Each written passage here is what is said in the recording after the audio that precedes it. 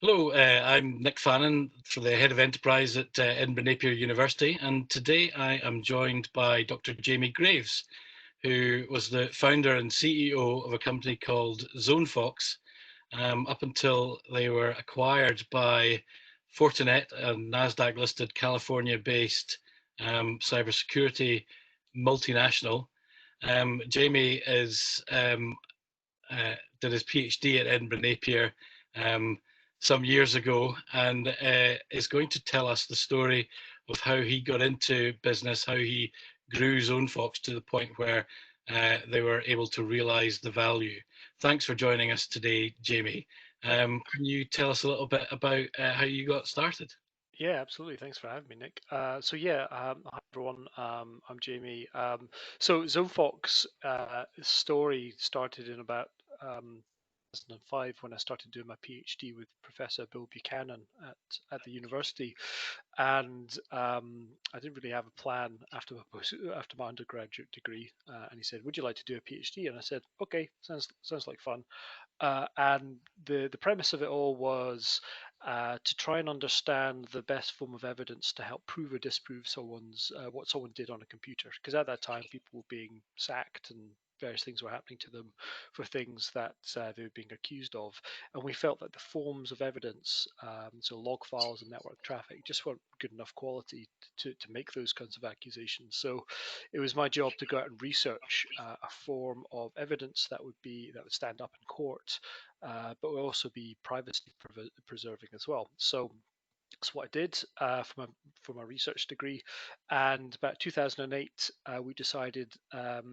Drawing towards the end of the degree, the technology I built looked as if it had some really good commercial application. So we applied for a Scottish Enterprise grant called Proof of Concept, which basically gives you a couple £100,000 to uh, develop, take what you have from the lab bench and prove it in market. Well, prove it has a market outside of the university. And it also allowed us to do a couple of other things as well. So build an engineering team, start our sort of sales and marketing process, well, test some messages around that, and also build a board or an advisory group that became the company board once we spun out the university, which we did in September 2010. And fast forward to today, here I am. That's an amazing fast forward there. That was kind of the way it started. At what point did you realize that you had an opportunity to build a business that you could ultimately sell or realize some value? Was that something that you figured out early on, or were you just going along the journey trying to figure it out as you went? Bit of both. It was, I think, with a lot of these things, it can be very much kind of doing on a bit of a wing and a prayer. Certainly in the early days when you don't really know what you're doing. But I think the main touch points for me were during the proof of concept project. We went out and we spoke to loads of different companies and show them what we had and did I guess what you call the customer discovery phase, which is what your pains, how could this technology help you, and what should we do with it in order to develop it to make it valuable to you as a potential customer. And it was one session where we were speaking with someone at a large defense contractor, and he said, "I'd bite your hand off to have something like this." And we thought, okay, that's really cool. And then we started working with some financial services partners, and they found value with it. And really, the main test for the business, I think, was getting the seed funding together. So in order to spin it out of the university, we did that in September 2010. We needed to have funding in place. We got funding from some high net worth individuals that we've been working with for the past year or so. And basically, we put together this group of people who were willing to give us cash for this thing that we'd really, only just kind of made up a year or so ago. So it was quite an interesting process. And from there, it was a case of kind of realizing the value as we added more customers, we added more capabilities, and understood the market a lot more. And it wasn't so much about a company I could sell, but it was more of a company that would be good for its own sake. I wanted to build a good company that had customers that enjoyed the product and wanted to renew, and we had plenty of those, which was great.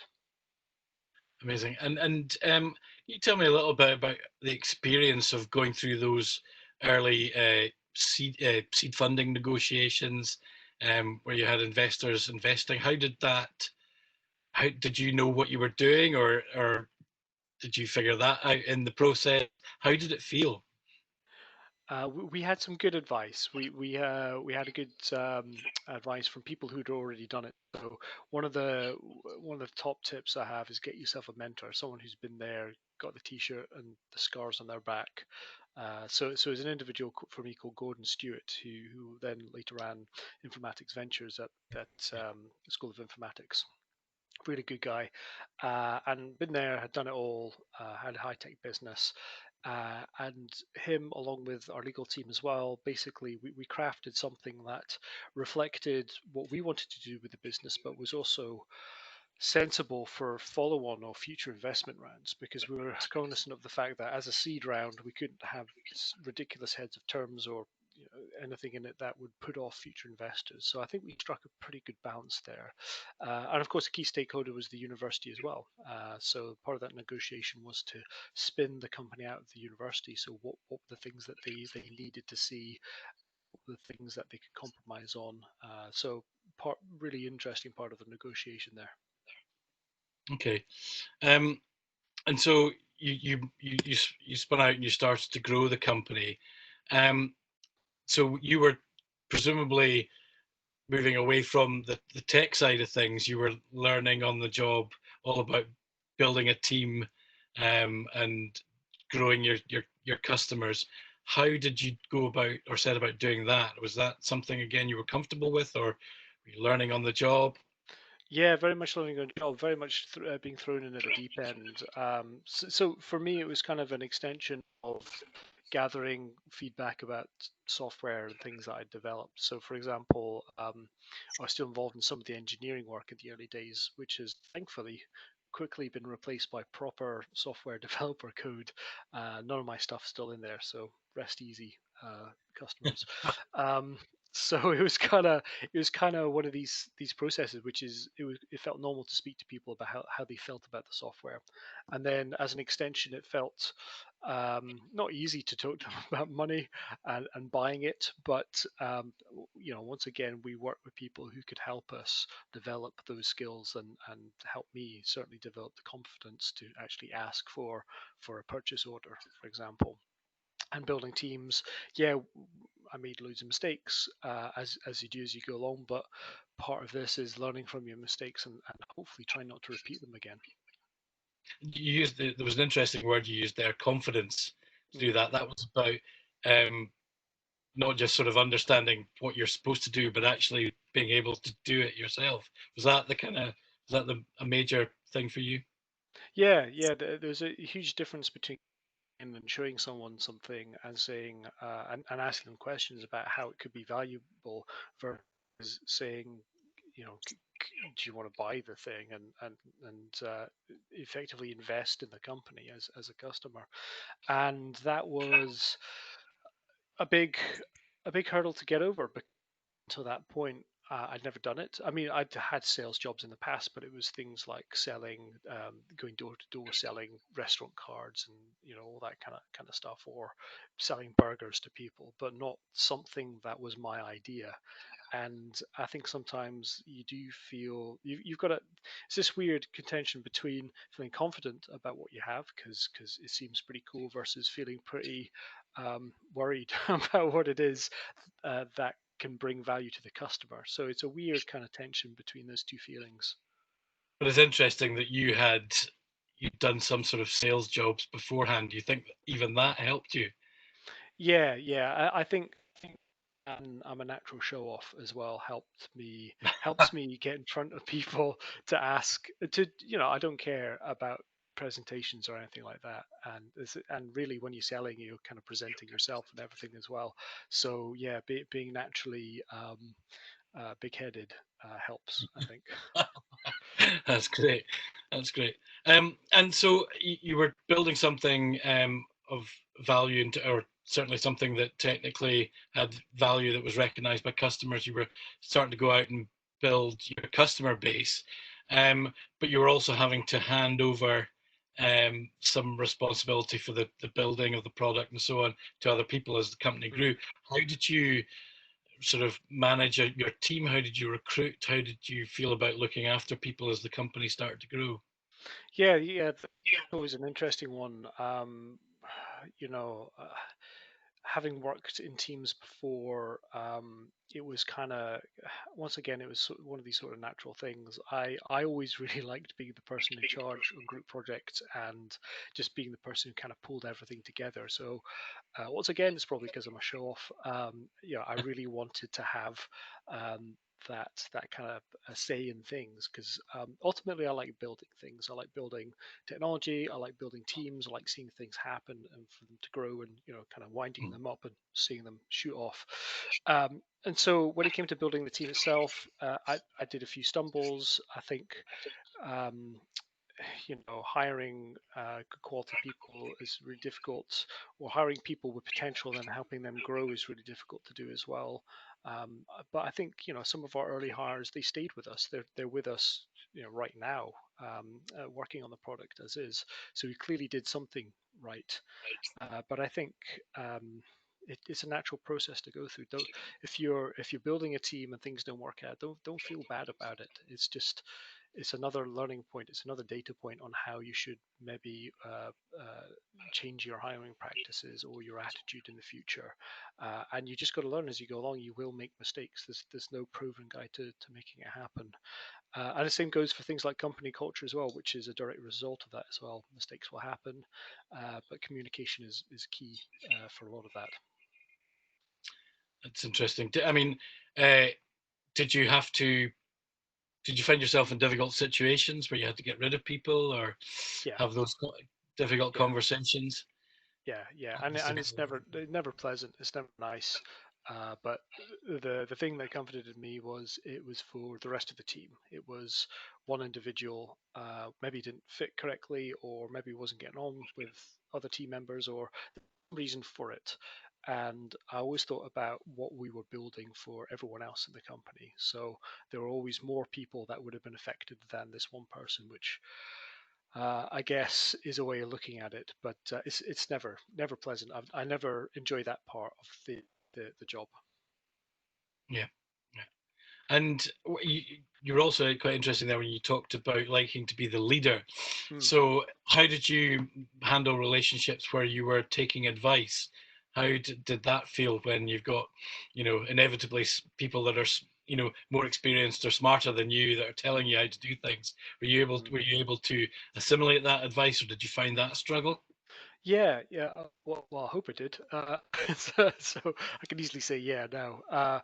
Yeah, I think I've always been of the opinion that there's always someone smarter, more experienced than yourself. It was one of my goals to find someone to help me so I could learn from them. Um, and I've kind of treated that with everyone I've worked with. Even though I like to be the leader, it doesn't mean that I feel as if I'm better than them. If anything, they should be better than me because I want to hire people who are smarter than me at lots and lots of different things because I can't do those things. I've got this idea, I'd like to make it happen, but I don't necessarily know how to do this specialist thing to get us there. So that's been my philosophy about whether it be hiring people as full-time employees or advisors, which is they need to be smarter than me because if they're not, then we're kind of stuffed. Yeah. Okay. So you pieced together a good product, uh, customer list. You've got the right team in place. At what point did you think, right, we're we're ready to sell? Did you recognize there was a point when you wanted to do that? Did you know? Did you have an idea in mind about what the future potential of the business was? At what point you wanted to realize value? Yeah, every time we put together a business plan, or every time we try to communicate to the outside world. So when we started getting investment, there's always a section that you need to put in about the future return on investment for anyone who's put some cash into the business. So there needed to be some sort of future planning around that, which we did, and it was going to be. We thought we'd be acquired, or we'd do an IPO, something along those lines. And we thought it would be at some point. probably in the next couple of years from now. So we thought it'd be about 2022 would be the date at which we'd be acquired. Just kind of take into account the other products, sort of benchmarking ourselves against all those others as well. But also that helps feed into your thinking about how you communicate to the outside as well. So we communicate to prospects, to customers, to investors, to potential acquirers as well.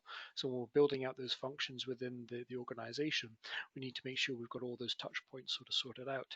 So it's very much part of your strategy going forward, which again, I wanted to build a good business for the sake of being a good business, not to sell a business, but what gets a business sold because it's a good business. You don't If you build a business to be sold, sometimes it's a bit crappy and it's not very good. And I wanted that quality there, which kind of led to that outcome. And so it's got to permeate your thinking, but it can't be your only goal, which is it's part of one of the strands you've got to keep in mind as you push forward. Okay, so you're sort of constantly spinning those plates about managing the business as it is currently, plus planning for the future, trying to figure out what your options are, and Yeah, so and communicating to each of those yeah, stakeholders in order to make sure that happens at some point potentially. yeah. And so, how did you set about preparing to sell? Were you waiting for an offer, or did you think, right, in terms of the structure of the business, the way that we present our capture information, our data, what did you do, or when did you start, and when did you start doing it, whatever it was? So we didn't go out and seek a buyer. They came to us. It came out of the Yeah. blue in many respects. It was in some respects part of the business strategy. So again, segmenting it all, thinking about where we placed our product in the market. So it was a very niche but valuable product in terms of the analytics that we provided. Looking at some of the players out in the market, some of the services and products they offered, it was complementary. So, we appeared in a market segment, and our competitors in that market segment were rapidly disappearing as they got acquired. And then, it's very much about presenting ourselves as the quality tool to get this done, both in terms of quality tool for um, potential customers, but also potential acquirers as well, for them to understand that should they be on an acquisition spree, this was the company that they should be speaking to. So this was all kind of ingrained into the DNA of the company, which once again, it's a good quality product, it's a good quality company. Buy us as a customer or buy us as an acquirer. So we were approached in April of 2018, and we closed the deal in October. So it was a fairly rapid process. Yeah, that is fast. And um, did how did you manage that process? Was that something where you brought in advisors, or was it something that you were sort of very focused on yourself, or how did you approach that? Well, we were fortunate. Yeah, fortunate. I say fortunate, but I mean, one of the reasons why we picked Archangel as the lead investment syndicate was because they've got a lot of experience in financing, mentoring, and helping sell companies as well. So within Archangel, who I must mention weren't our only investors. We had TriCap, Scottish Enterprise, and a number of investors. High net worth individuals invest in the firm, but Archangels with lead angel syndicate. Within the syndicate, within the office team, the management team, they had a lot of experience of selling companies. So that was a good start. They also had fantastic legal representation as well that we used. Who You go into their boardroom and they've got all these sale trophies from all the deals that they've done. So loads of experience there. So basically, there was a wealth of experience that we could tap into and draw on in order to make things happen. And once we pushed the button, it was a crazy roller coaster ride until the very last day. I'm sure it was. How did you cope with the pressure of that? Did you feel pressure, or are you one of these people that it just? I mean, I have a sense that you have developed your resilience over the years doing this, but was that something that was a challenge to you, or? It was like closing another funding round, which is It may or may not happen, but hopefully it does happen. If not, then we're going to have to think about plan B or plan C. Yeah, I mean, we had a plan B in place, so if it hadn't closed, then something else would have happened. So, we had a really good board, and the board um, helped me understand how to plan for business resilience type events and understand the risk and mitigate that risk. It's their job. They did a good job at that. So we had a plan B. So I felt fairly relaxed. It would have been really annoying if it hadn't happened Yeah, because we were all geared up for it, but we would have gone on and done something else. yeah, yeah. Okay. And I guess you've talked a lot about feeling relaxed. Is that you didn't really? Did you feel responsibility for all the other people on the team, or was that Yes. something you felt comfortable with? Yeah. Again, because of the business planning exercise and the plans we put in place, we always thought about alternatives and what would happen if things didn't quite pan out. And at that point, we were 30, 40 people, and I felt quite really, really responsible at that point. But I also felt um, assured in the fact that we did have a backup plan. Yeah. Okay. And of course, you then part of the deal was that you stayed on. You joined Fortinet. Can I ask how was that? I know you Yeah, just of course. you left, but how did that feel having to hand over the reins to somebody else in some ways? It was good because I knew it was coming. It didn't come as a shock. It's not as if someone knocked on my door and said, "You got to hand this over, lads."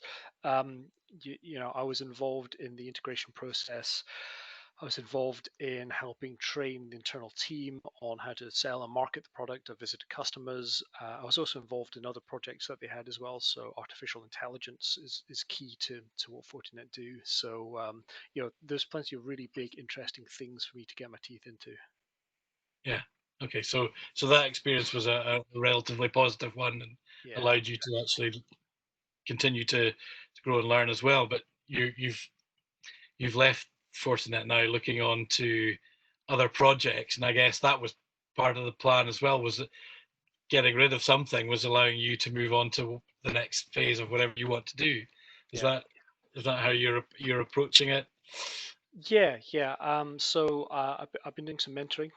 So Yeah. that's a lot of fun. So mentoring and advisory startups. I'm also looking at another business idea as well. So I'm doing some of the groundwork and doing the customer discovery on that, trying to understand whether there is a problem and if there is a problem, how to fix it. And the other thing that I'd love to do at some point is go through a scale up. So I did a startup, got to a certain size, was part of a really big company, which was massive and of a certain size. I'd like to do that growth from small company to pretty big or really big company because I feel there's a gap in my knowledge there that I've got the start of, but I'd like to understand what that feels like on a day-to-day basis. Yeah, that's interesting. I've heard other entrepreneurs talk about that when they've sold a company. Another actually, Napier alumnus who sold a big company had said to me that on reflection he was disappointed because he'd sold a big UK company, but actually he really wanted to sell a big global company, and that was Yes.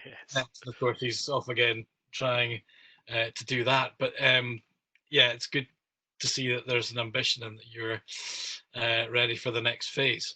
Can I ask you, I suppose, and without sort of expecting numbers in the answer, but was it worth it, do you think? Yeah. We when we sold, we'd hit our target for the year, which was awesome. First time we did it, you know, good time to sell. That's what, Go out on a high. We hired, we had 30, 40 people in the team.